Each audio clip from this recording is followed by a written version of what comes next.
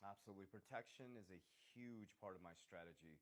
I use what's called the risk pyramid. So if you've ever seen the risk pyramid before, on the left side of the risk pyramid, the higher the risk, the higher return. Okay. Go down the risk pyramid, ascending down the risk pyramid, obviously, the lower the risk, the higher return.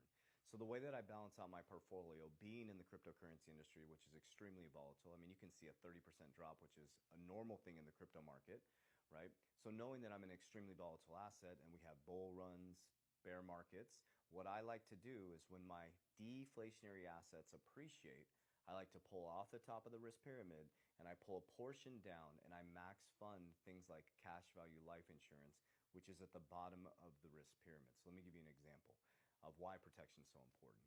So from 2006 to about 2008, we went through one of the biggest financial collapses in our living history. And a lot of our parents and maybe your grandparents went through a really, really tough time, right? So imagine if you went to school, got a job, you had a 401k, you did everything you were supposed to do, and then our government doesn't responsibly regulate banks. They're giving out loans to cats, no stated income. Anybody could get a mortgage loan and boom, the mortgage market collapses, bringing down the stock market.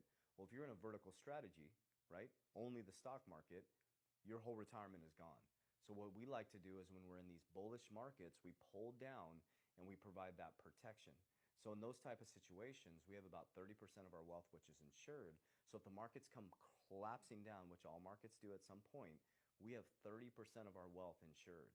So when everybody's trying to recoup and get back to baseline, we're already at 30% of our wealth insured that we can